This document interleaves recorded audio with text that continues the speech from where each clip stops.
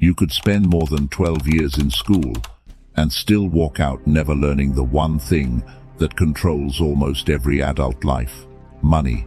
Not how to count it, not how to memorize formulas about it, but how it actually works. You learned equations you'll probably never use. You learned dates you've already forgotten. You learned how to sit still, raise your hand, wait for permission, and chase approval from someone holding a red pen.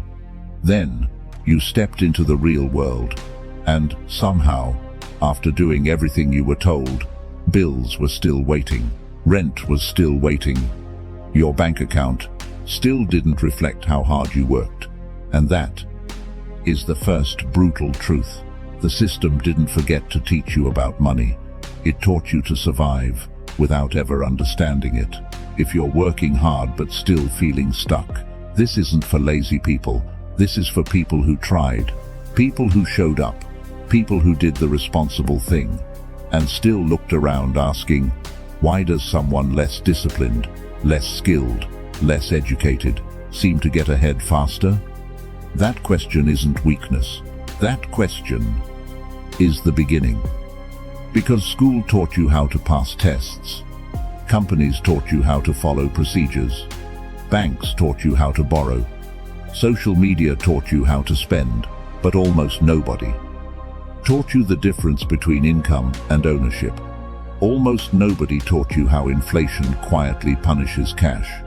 Almost nobody taught you why the same debt can destroy one person and make another one powerful. And the uncomfortable question is this: if these truths matter so much, why were they hidden from you? Machiavelli understood power in a way most people still refuse to see. Power isn't only held by the person giving orders. Power is held by the person who decides what everyone else believes is normal. A system doesn't need a secret meeting to protect itself. It only needs rewards for obedience and punishment for stepping outside the approved path. School rewards correct answers. Markets reward people who create new answers. School rewards waiting. Markets reward ownership. School rewards compliance. Markets reward leverage. You weren't trained to own the system. You were trained to operate inside someone else's. And once you really understand that, money stops looking like a mystery. It starts looking like a language most people were never allowed to become fluent in. There are 10 brutal truths about money that school hid from you. Each one changes how the game looks. Not because they promise you wealth, but because they show you where the invisible walls are. Truth 1. Your salary is not your value. Your salary is the price required to keep you inside the structure. That sounds harsh, because school trained you to believe effort becomes reward. Study hard, get good grades, find a good job, earn a good salary. Then stability arrives.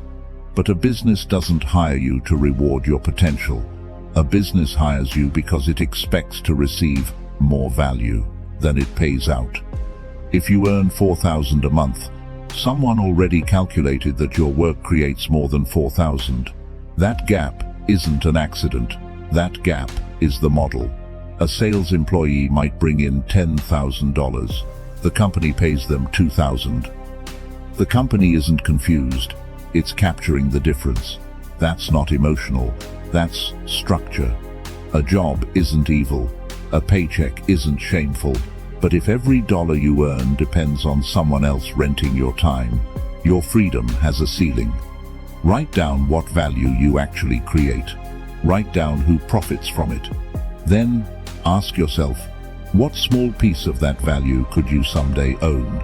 Because you're not poor because you're useless. You're trapped because you're only being paid for time. Truth 2. Assets make money while you sleep. A job pays you when you show up. An asset pays you even when you disappear. School teaches you how to get hired. It rarely teaches you how to build something that keeps working after you stop. That difference changes everything. There's income that requires your presence. And then there's income that comes from ownership. A rental property, a business system, a YouTube channel, a product, software, a brand. These things won't make anyone rich overnight, but they reveal the real distinction. Labor stops when you stop. Ownership can continue. And not every asset starts with cash. Some start with skill, some start with attention, some start with trust. Choose one small asset you could build in 30 days. A piece of content, a digital template, a sellable skill. The poor ask, how much did I earn this month? The rich ask, what is earning without me? That question is the doorway. Truth 3. Inflation punishes people who only save cash. This is one of the cruelest truths, because it attacks responsible people. The person who sacrifices, the person who avoids waste, the person who does exactly what every parent and teacher praised. Save your money. That advice isn't wrong. It's just incomplete. Cash protects you from short-term emergencies, but cash alone doesn't protect you from long-term decay. If prices rise 5% and your cash grows 1%, your account might look safe, but your purchasing power is bleeding. Nobody has to steal from you. The world simply becomes more expensive around you. Savings are defense. But defense alone doesn't win a game built around assets. Split your money into 3 buckets. Money to live, money for emergencies, money to learn, build, or acquire assets. Cash protects your next month. Assets protect your next decade. That's the distinction school never made clear. Truth 4. The tax system rewards ownership more than labor. This doesn't mean rich people magically avoid taxes. It means the person who only earns wages usually has fewer tools. The person who owns, builds, and invests often has more. An employee earns first, pays taxes, then spends. An owner may receive revenue, pay legitimate expenses, reinvest, and then face tax on what remains. Same money, different structure, different result. The mistake is thinking the game is only about making more. It's also about how money moves before it reaches you. The poor ask, how much did I make? The wealthy ask, how was it structured? That's a completely different level of thinking. Truth 5. Debt is not the enemy. Ignorance about debt is. Most people have only ever seen one kind of debt: consumer debt. Debt that buys things that lose value. Debt that makes the present feel rich and the future feel smaller. That kind of debt becomes a cage, but debt itself is only a tool. A knife can injure someone who doesn't know how to use it. In the hands of a chef, it creates a meal. Same instrument, different mastery. One person borrows to buy a phone they can't afford. Another borrows to buy equipment that generates income. One uses debt to consume. The other uses the lender's money as leverage. List your debts. Write the interest rate. Write what each debt bought. Then ask one cold question. Does this debt make me poorer, or does it help create value? Debt doesn't care about your intentions. It only follows the structure you placed it in. Truth 6.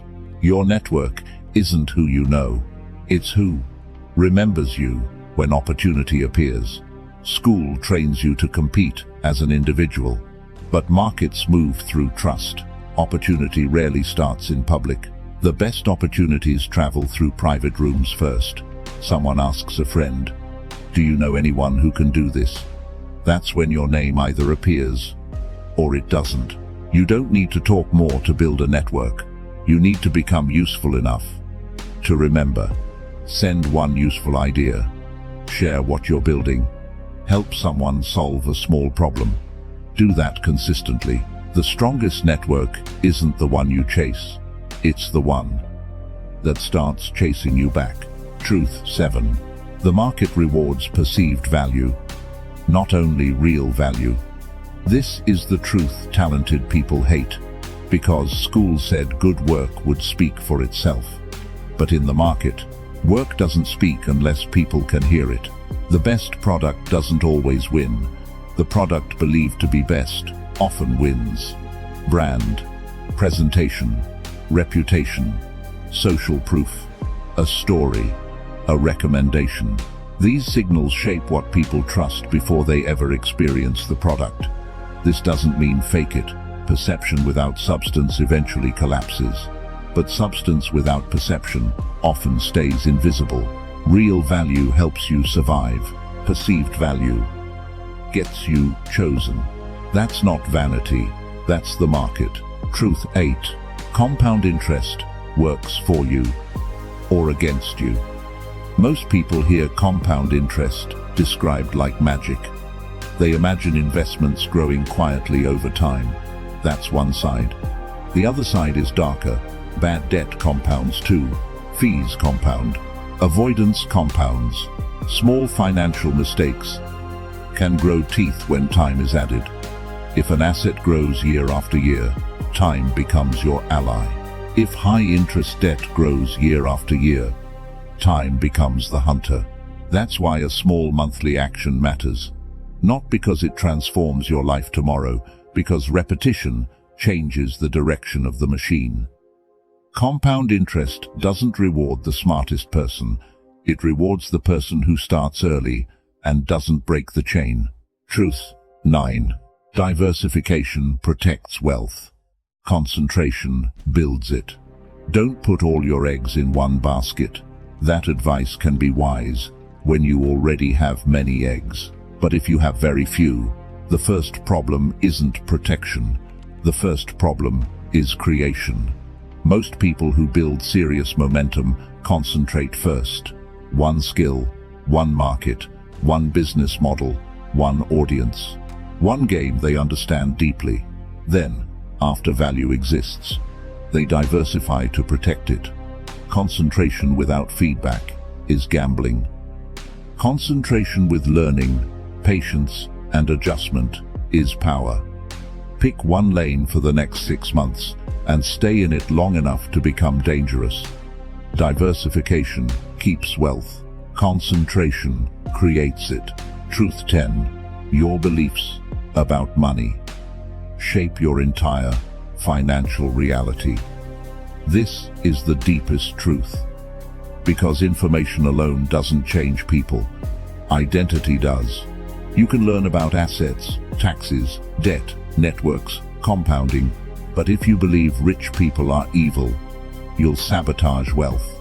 If you believe investing is for other people, you'll avoid it. If you believe safety means never owning risk, you'll rent your time forever. A belief doesn't need to be true to control you. It only needs to feel familiar. Most beliefs about money are inherited from parents, from fear, from scarcity, from people who tried once, got hurt, and called the whole game impossible. Two people can hear the same opportunity. One says, "That's too risky." The other says, "What would I need to learn to understand it?" Same information, different identity, different future. Write down one sentence you learned about money as a child. Then ask yourself honestly, does that belief protect you, or does it imprison you?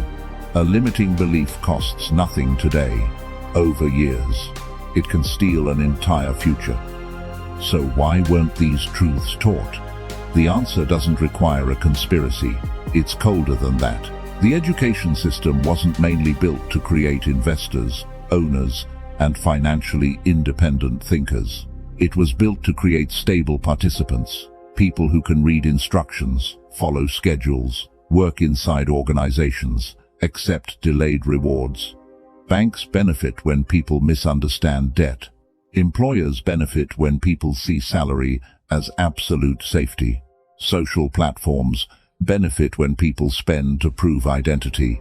Large systems benefit when people remain predictable, measurable, and easy to manage. The system doesn't need to hate you. It only needs you uninformed. That's enough. Imagine two people at 25. Same city, same salary, same starting point. The first does everything they were taught, works hard, saves what remains, avoids every risk, never learns investing, never builds assets, never builds a network. The second also works, but each month they build one small thing outside the paycheck, a sellable skill, a piece of content, one tiny asset. After 1 year, the difference looks small. After 3 years, the second person has more options. After 7 years, the first person is asking why effort didn't save them. The second is asking, what asset comes next? That's how life separates, not all at once, then suddenly. If you forget everything else, remember 3 things. Salary is not freedom. It's money exchanged for time. Assets create distance because they keep working after you stop. Beliefs decide behavior. If you believe you can only survive by salary, you will ignore every path beyond salary. Money isn't only something you earn. Money is how you understand time, power, and ownership. Stop only asking how to earn more. Ask what you can own. Ask what system you can build. Ask what small asset you could start today. The average person optimizes income. The wealthy optimize ownership. If one of these truths hit you, comment the number that exposed your weakest link. 1 for salary, 2 for assets, 3 for inflation, 5 for debt, 10 for beliefs. Not for the algorithm, for yourself. Because once you can name the chain, you can begin studying the lock. Most people will hear this and return to the old path. They'll work, spend, borrow, complain, repeat. A few will stop long enough to learn the rules. A few will build something small. A few will become harder to control. Decide which one you are.